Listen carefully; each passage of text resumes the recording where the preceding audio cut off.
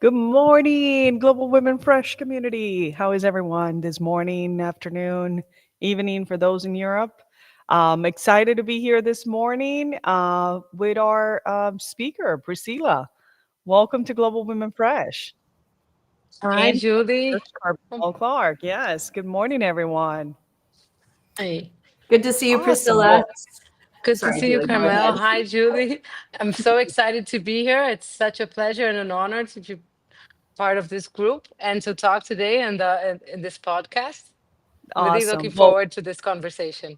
likewise. So we have a lot of exciting things to talk, learn a little bit about your journey. Obviously, as we mentioned in social media, we're very appreciative of IPD, who was kind of the organization who connected us both. So Priscilla is not only a business owner, just a woman power working in the lands of Brazil. Bom dia. That's my only word in Portuguese. That's a great But no, super pronunciation. super excited to be here, and also you're part of our board member, so of Global Women Fresh. Priscilla, why don't we start with you? Tell us a little bit about where you are, your background, and then we'll kind of get this conversation going. Yeah, so I'm at the farm and as we speak. So I was in the field just this morning. I would like to start saying that I don't come from a background of farmers. I started the business together with my brother. I was actually the first one to come to the farm and fall in love with the land. So I had to start everything fresh and new. Uh, I had great mentors uh, which were perfect for my success. My journey with IPD started last year, which was a big turning point in our business. I'm very grateful to them. They were doing the fair again with them this year.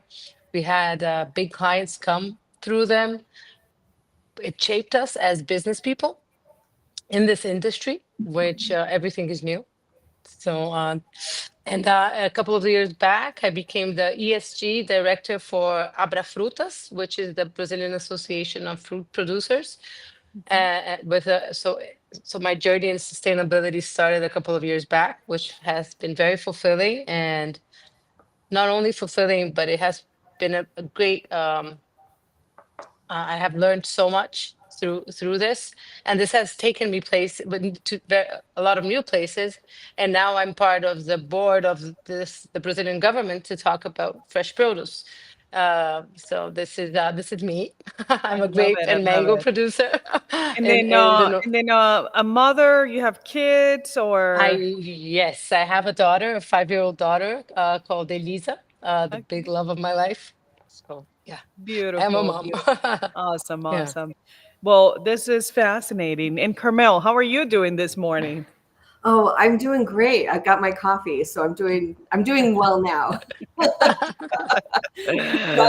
That's Awesome. And it seems like it's still summer, a little bit warm out there in Utah, because here it in is Oregon, it's already starting, the already fall been is already fall. here. Yeah.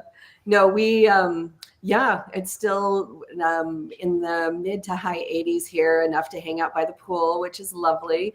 Nice. And I'm hanging on to it as long as possible, but I will say that peach season is over, and that's very sad for me. I know. I know. Yeah.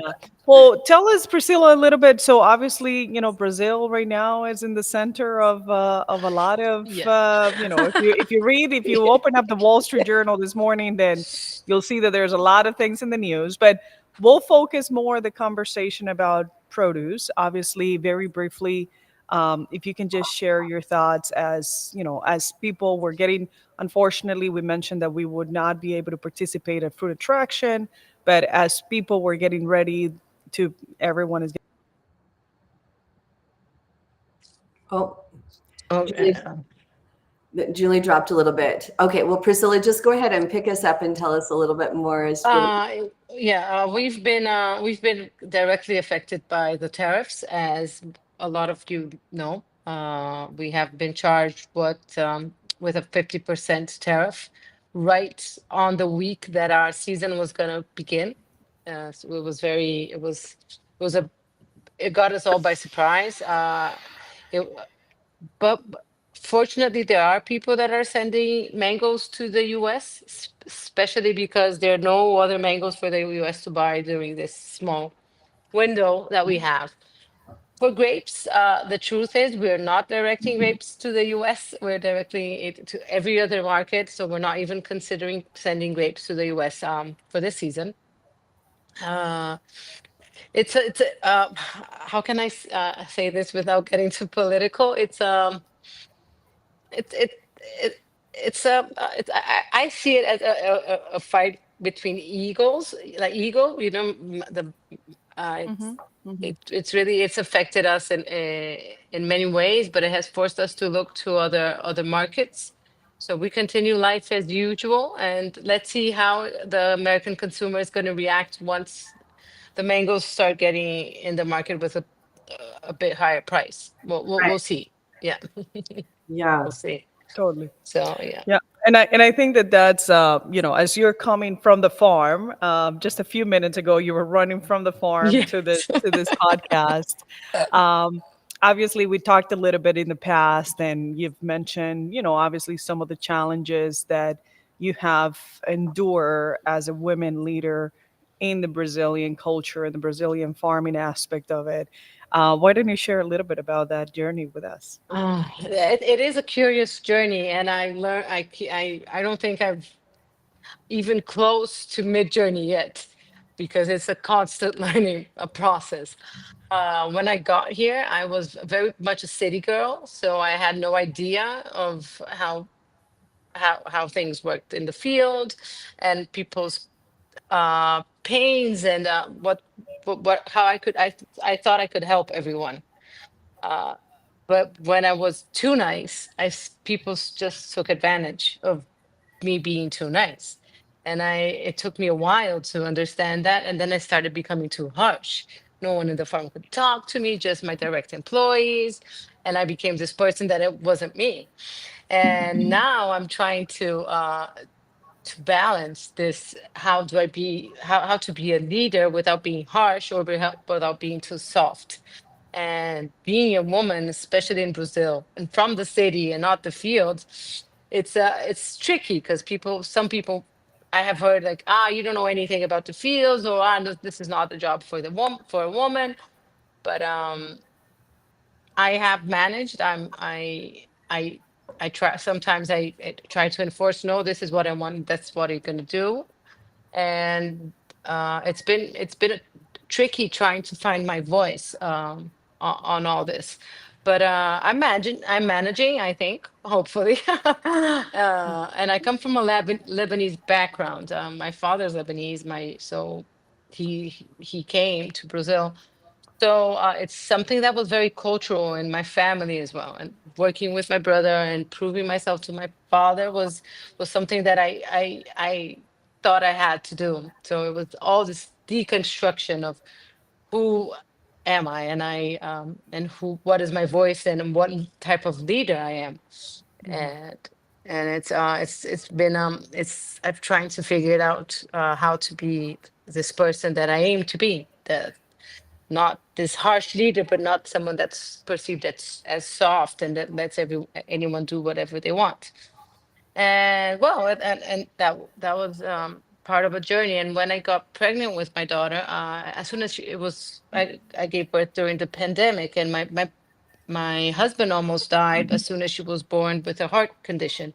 So I was away from the farm for a while, and that was a harsh comeback as well. But I never. It's something that I did. It's funny that you asked. No one ever asks if I have kids, but it's such a huge part of my life. But It yeah, is, yeah. obviously as women, I think that that's one of the trickiest things, and as career women, and especially as being in a farm, right? Like you're dealing with constant um, challenges, whether people, markets, and it's kind of such a dynamic. And I think that that's one of the reasons why I was so fascinated when I met you back in Berlin early this year, with your story of like, yes, I'm a farmer and I'm a woman and basically I'm doing it all. And I'm here at true. And I'm with international connections and opening up new markets and new opportunities. But at the same time, I'll get on a flight and go back to the farm and deal with the farm. And I think that that's truly truly fascinating. I'm sure, Carmel, you have some thoughts there. Yeah, I Priscilla. do. I'm interested, Priscilla. You have this situation where you're on the one hand dealing in with the actual farm situations, right? And the culture of the farm and the culture of the farm in Brazil, right? And then on the other side, you're actually working in government situations and you're a woman working in government, which is its own different set of challenges. I don't imagine you actually saw yourself in your life playing both sides of these kinds of things, but yeah, I'd love to know I guess what I'm really asking is this juxtaposition that you find yourself in, how does that affect you? What are your thoughts about it that you're on both sides? It's funny that you asked, Carmel. You got this going on my head a couple of weeks back, but it was. I've never imagined myself in a political place, and I don't see myself as political, but I actually enjoy being in the backstage and of where decisions are made. Um, it is. It's very different. Being a woman in this position is very pleasing, I think, to people. When I'm a farmer, I'm a woman, I talk about sustainability, so people really like that position. So it fits well for me, I think, in a very rude manner of putting it, but that is true. Uh, in the farm, the it I try not to bring this side to the farm because it's very different from what's happening in Brazil's capital is completely different from what's happening here in the rural area. So I haven't really been able to connect these two personas that I've been playing. Really, that's the truth. That's a lot to manage. And I love Yeah. that you actually walked us into the fact that you had to do some deconstruction yourself in your life. I mean, that's a lot of self-awareness work, right? In order to be an excellent leader, that's part of the process because knowing yourself is a necessary component of being able to be an excellent leader of people, right? Being able to move people in the directions that you need them to go in or dealing with the challenges that come up. I guess I'm wondering what has been the biggest challenge that you have encountered. You talked about the challenges with the farm side of things, but what has been the biggest challenge for you on the political side or on the, I guess the more, public side of Yeah. things? Um, the biggest challenge for me is being in a place where I sometimes disagree completely of what is being said, is be putting myself in a position to hear and discuss in a very amicable manner with people that I couldn't disagree more of the way they think. So this has been my biggest challenge because and learning how to edit myself. It's this has been a true very hard for me to do. Okay, take us inside that a little bit more. I think that's really valuable for Mhm. all of our listeners, right? Because this is something that happens, and it does happen with everyone, right? And it also happens a lot with women because speaking up, we experience oftentimes not being favorable or our opposite opinions not being received well. Go ahead Well, and it's tell like, us. isn't like the statistics like, I don't know, women will think 10 times more to raise their hand and say something versus man that they just, they spill Mhm. it out. So I think it's always this balance about how do we empower women in the business to feel more comfortable to speak up their mind Yes. Yeah. versus rethinking and thinking so much, right? Like, Or Yeah. right, and what are your recommendations or what are your tools that you use when you find yourself having to moderate because you agree so completely, you disagree so completely? Yeah. It happened. the worst way possible. I gave a lecture and I was misinterpreted, and I had to excuse myself and say that that was not what I meant. And it was a really bad internally. I felt horrible. This is something that I think now you put it on words. It's true. I think women, we have to be much more careful with what we say, because it could be interpreted in the worst way possible. So this is something I haven't completely learned yet, but I'm trying.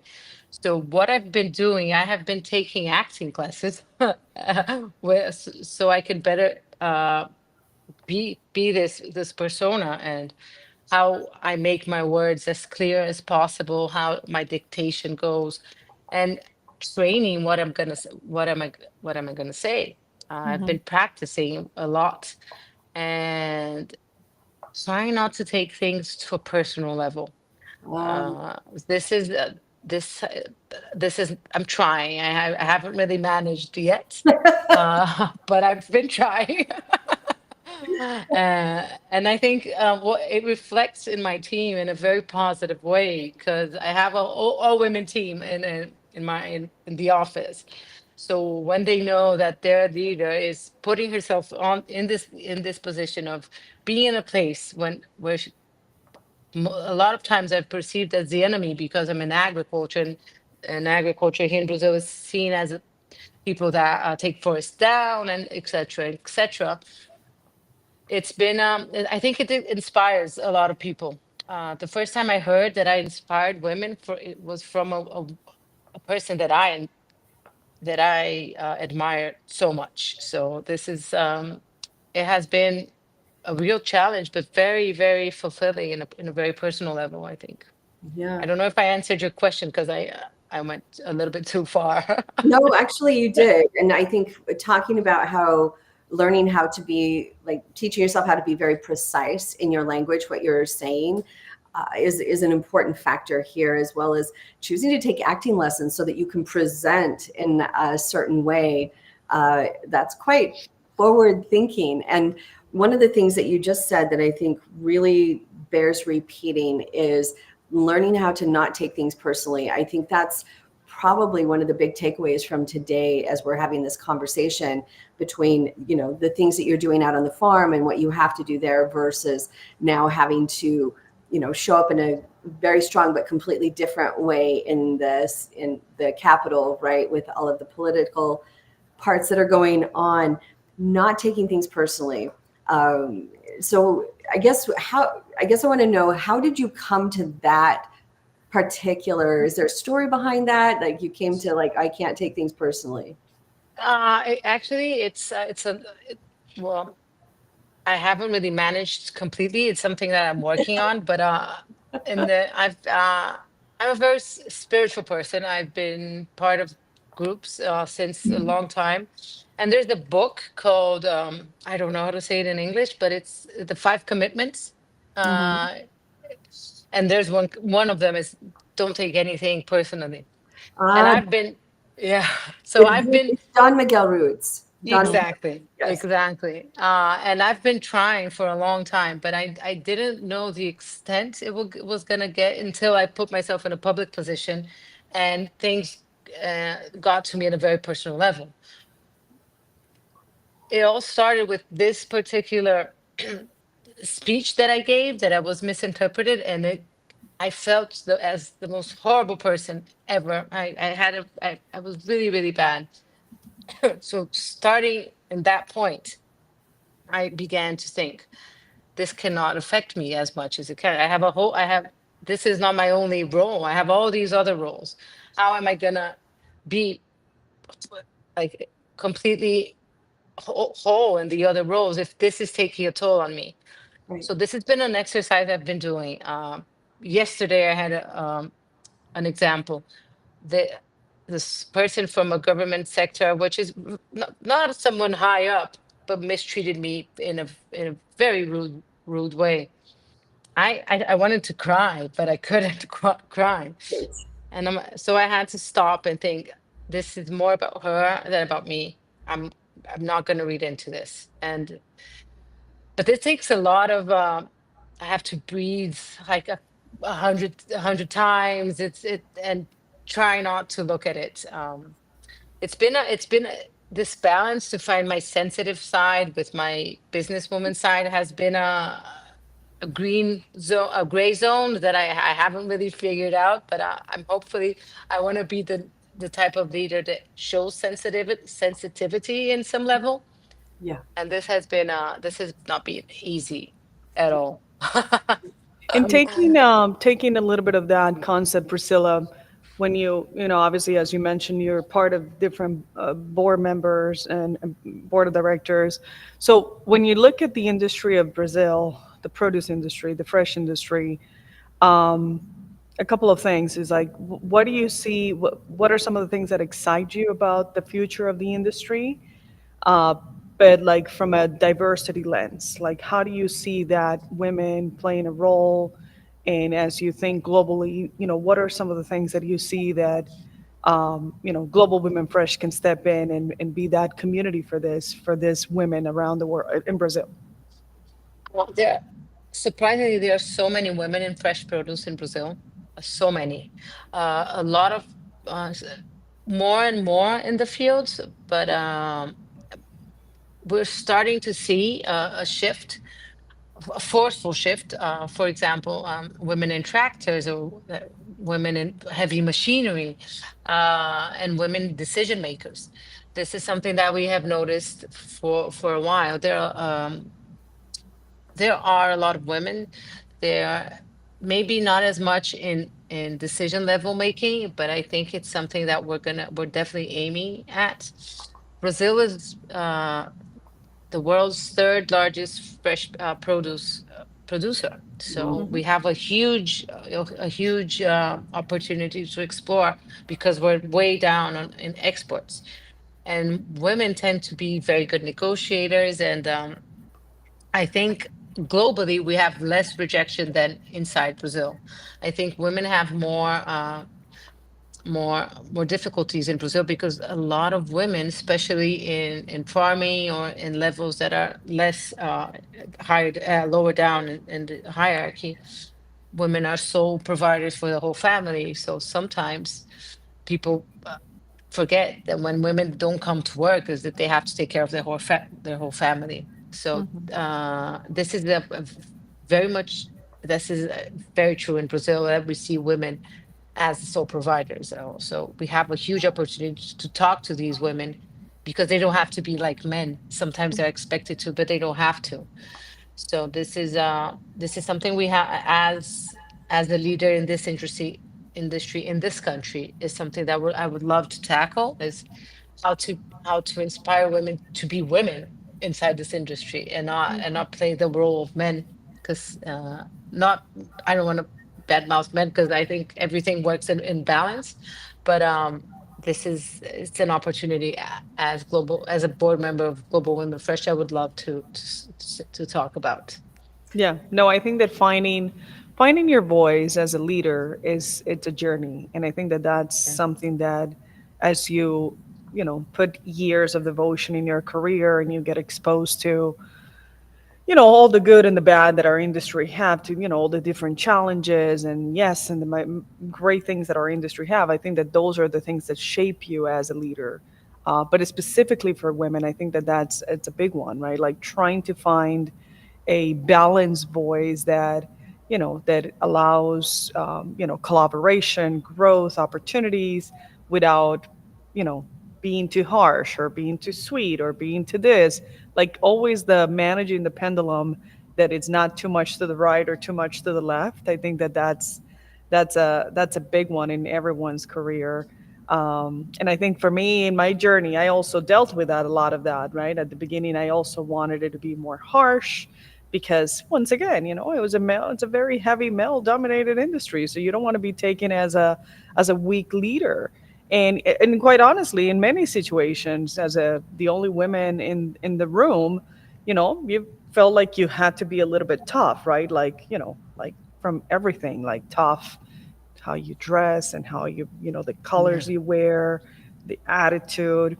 And then it was at some point in my career, like, I don't know, 15 years in it, I'm like, my goodness, I have to soften up. I have to like bring the good part of being a woman, the female aspect of being kind and compassionate, and developing listening skills, right? Listening more than maybe talking, and I think that that's that journey, and that's a little bit of the journey that Carmel helped me in when when we started working. I don't know, 2 3 years ago. It was kind of finding that balance voice. I'm sure, Carmel, you that's what you coach a lot of your customers, right? I mean, tell us a little bit about that. Yeah, I mean, that is a common thing that I find is how to be yourself and be yourself in these different situations that could be pushing back against you being yourself, right? Like it is that challenge. And I think one of the things that is really important, and Priscilla, I love your walking into this with us today for this very reason, is that it's so often we fall back to this place of like, oh, I need to change, or there must be something wrong with me, or that I don't fit into this. I mean, maybe I don't think there's something wrong with me in a big way, but maybe in this particular setting, this job or this board meeting or whatever, like I need to change. And I definitely agree that we can learn how to be excellent leaders and develop new skills and really be able to help other people around us to operate at a higher level in terms of how we interact with each other and being able to solve problems effectively.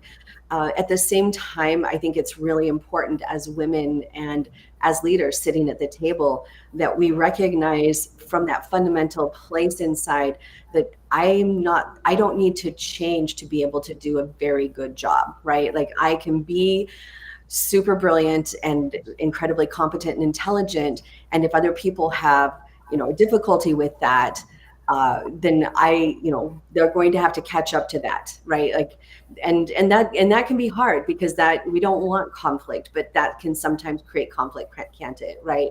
And so then we're like, how do I handle the conflict that comes when I'm actually just being myself and bringing my competence to the table, which is what we want to do, and everybody benefits. So, what are your thoughts, Priscilla, on that? It's interesting the way you put it because conflict was also always something that I ran from, which it's a terrible thing to do because the conflict sometimes is needed so you can stand your ground. Yes. So this is so so this is something that I've been looking at for the past couple of years. Maybe I can't really run away from conflict. I need to. This is what I believe in, and I'm not giving up. So sometimes, yes, I'm perceived as really harsh. Maybe a man does, if they did the same thing I do, wouldn't. But this is something that I've been looking at a lot, like how, of course, during this journey, as you both know more than I do, probably, is that we sometimes get lost. As, oh, I forgot who I was all in all this process. I don't know anymore. This is what I wanted to do, and this it didn't work. So who am I going to go back to inside?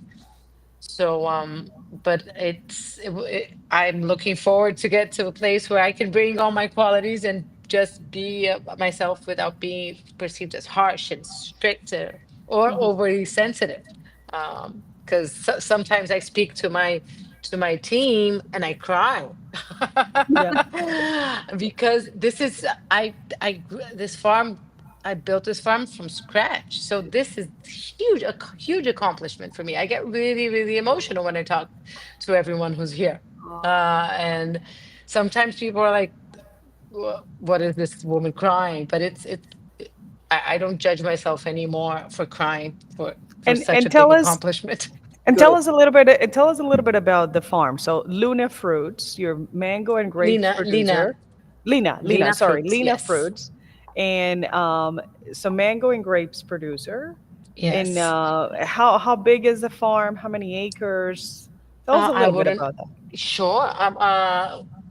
The farm has around, I don't know in acres, but in hectares, we have 700 hectares. Okay. We're right on the water on the on the San Francisco River. It's a beautiful, beautiful place. and we have the area is my region here is known for grapes and mangoes. We have explored with blueberries, some which worked on others that didn't, but it's something that we see working. It's a desert area, but we have water, so we can produce all year round all these different types of fresh fruits. So it's a very promising area. And when I came here, I had no idea how how big and how diverse Brazil was, and So, and let me the ask you, impact. sorry to interrupt. So So you moved from a no. big city, from Sao Paulo or from, Oh yeah, I'm from São Paulo. I actually live in São Paulo. I commute every other week. I get on a plane and come here. Thank God my brother is my business partner, so we alternate. okay, okay. uh, uh, Which I find it unbelievable. Like it's like, from being a city girl, going and spending a yeah. whole back and forth at the farm. I mean, it's a lot of dedication and work. Yeah, I see it as a very I put it on myself that I have to not to teach, but I think I'm a very good example for city people to know what the reality of how the produce area works. It's very different from what we have in mind when we're living in the big city. Hmm. So I'm I'm a huge fan of what we do here in Brazil. It's amazing, amazing country for our agriculture, and I'm a big defender of everything I do. And so because I live in São Paulo and I have this the ability to uh, be in several different circles, put it upon myself to not to teach, but to show everyone how amazing this country can be in the Mm. produce sector. So Phenomenal, so phenomenal. it is So, amazing. Yeah, it is amazing. and as you're getting ready for fruit attraction, once again, I mean, sustainability obviously it's a big part for you, and a little bit of the background. How do you see this world of, obviously the European market is a lot more advanced when it comes to sustainability, Yes. more protective of the environment, of plastic. So what are some of the things that excite you on that, like on that front of the sustainability world?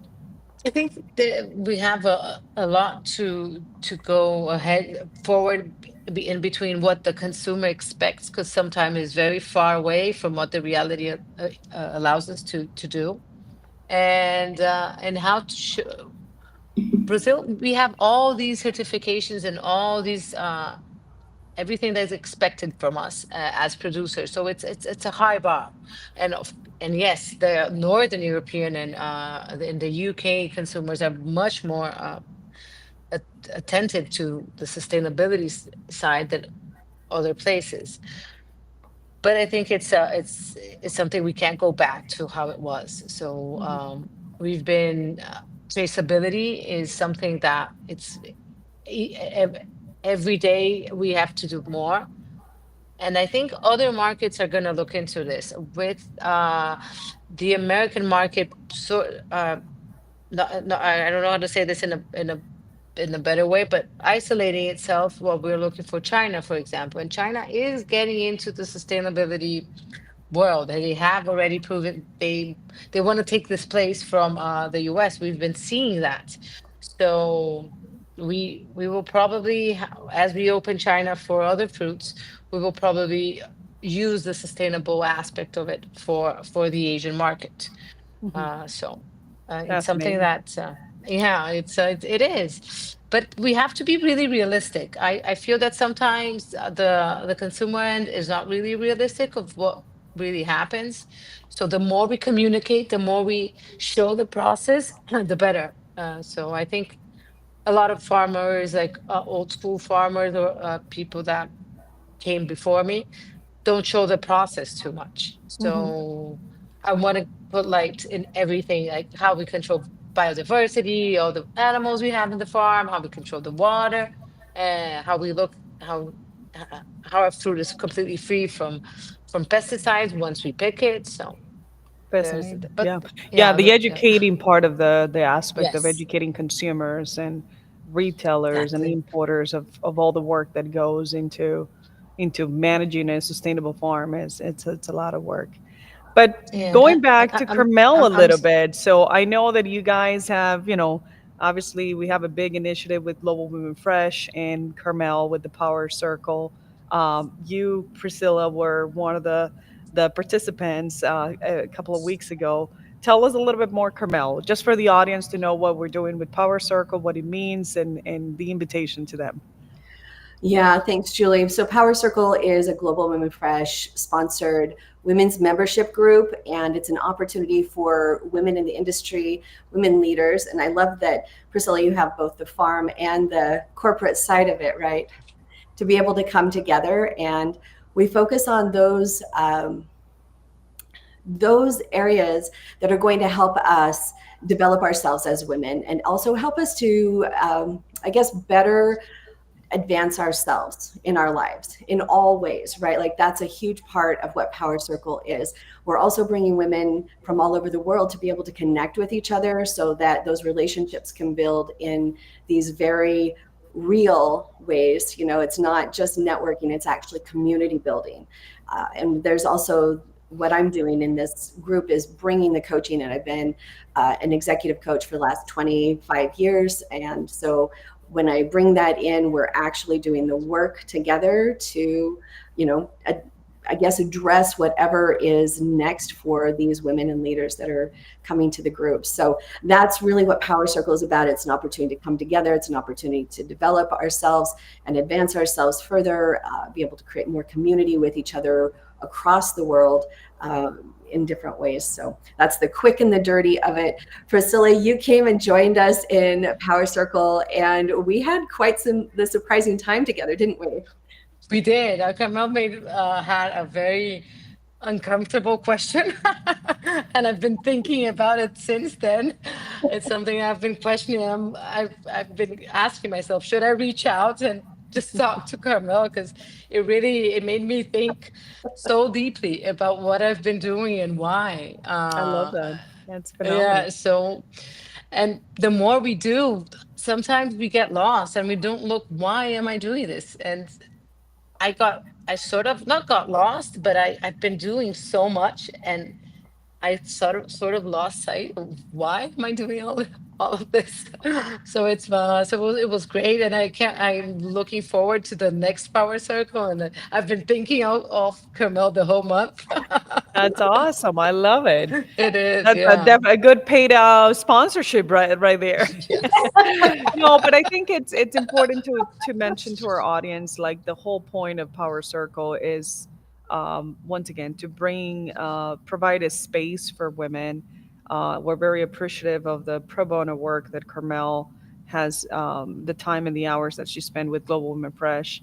But it's an invitation for women to really kind of spend, an hour a month with connecting with other women, going through, issues that we go through in our careers, and having a safe space to be able to kind of deal with those things, right? Like I think it's a healthy environment, and it's a healthy space, not only for you to get coach through a career coach, which is Carmel, but also about hear it from other leaders, right? Like me, we have CEOs, VPs, directors, women who are in Europe and South America and the US.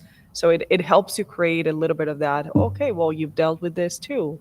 Maybe I learn a little bit about you and that. So it's really, we're super excited of this initiative. And Um, can Go I ahead. say something else on that, Julie? Yeah, I love that you're taking us inside that, because I think this is one of the things that I find all the time.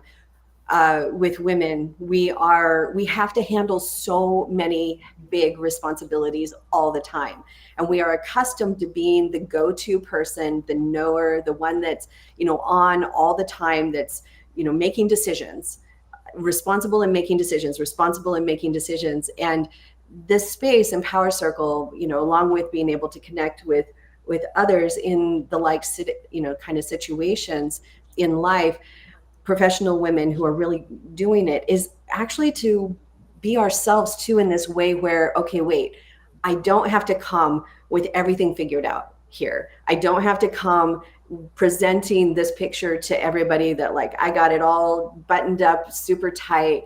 I can actually bring the things out that are questions for me, or the doubts that I might have inside, or the challenges that, you know, kind of got me right now. And I know I'll get it, but like I could actually bring them out in a safe environment to be able to discuss and get different, like you said, different insights, and to have that true, honest openness and vulnerability as a human being in that space. And I think that's when we have the opportunity for the most solution creation and the most growth as a person.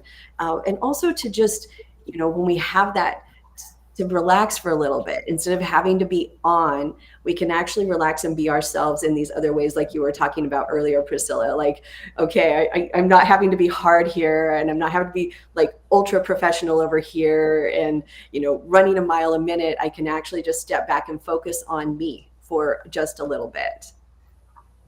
Priscilla, what would you just add your thoughts to? Yeah. No, yeah, no, it's been uh it's it's amazing to have a space to just stop and think about everything, because uh, exactly what Carmel said. We're the go-to person at home, in the business, and sometimes more than one business. And we end up being the decision maker, and we never think. Sometimes we never step back and just like be with ourselves and think, like have a clear picture. Where am I going with this, or why? Like just a self investigation. Mm-hmm. So it really moved me when we talked to Kamau, and it has been on my mind since. So I think, and it's great to hear that I'm not alone when we talk to other people, like some people in Europe or Eastern Europe, or here in South America, in the US, and to know these issues are not only my own. I can share them. So this is amazing. I love that. I love it. Well, as we're kind of coming to the end of our podcast, and Priscilla, super appreciative of both of you, of your time, and obviously I know you're in the middle of the farm and doing a lot of different things. But why don't you give us kind of as your closing statement, um, your kind of advice, recommendation as for the women in the industry who are listening to maybe the younger generation. What is a little bit of that piece of advice based on your own journey, career journey? uh, we have to believe in ourselves, Mhm. even when no one is believing in is believing us, because we're gonna find that people try to put us down by not believing in us. And it's that inner spark that has to get you going. It has gotten me going, of believing when I got here, it was had nothing in the farm, that I no, this is what I'm gonna do, and it doesn't matter what people say or try and get me down. And it's not every day that it works, but it's something that it has to be like on your mind.